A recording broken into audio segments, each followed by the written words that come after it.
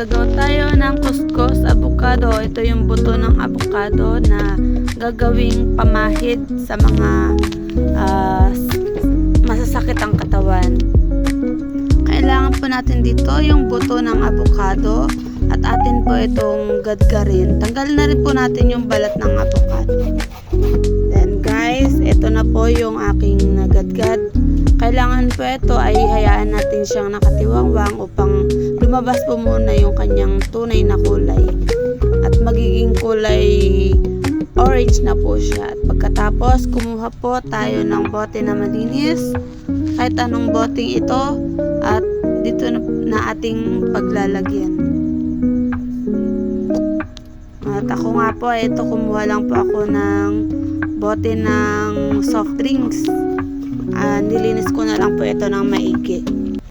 Dito po mga boss, talagang sinisimot ko po ng mabuti yung aking ginadgad na buto ng avocado. At talagang nilagay ko po lahat siya sa loob ng bote.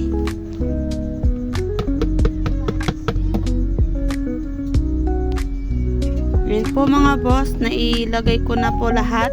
At ngayon susunod ko naman po ang alcohol. Ito po mga boss, kahit ano po ang branded na gusto ninyo, basta ito po ay 70%. Ako po kasi ito yung aking pinili na alcohol kasi ito ay may halong Vicks at masarap siya sa pakiramdam.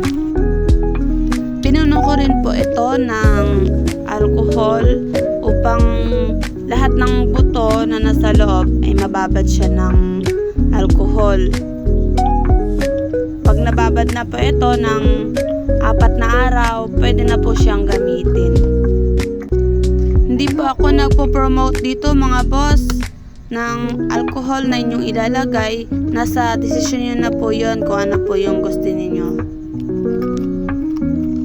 Ito po guys, finish na po ang ating product, ang binabad na buto ng avocado.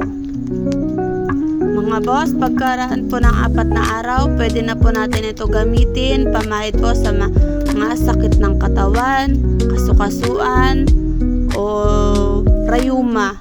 Lalo na po sa kati mga boss, pwede na po. At ito na, finish na po ang ating product. After 1 week na po ito mahigit mga boss. Ayan na po, kitang-kita na po yung kulay niya. May tumining na po siya.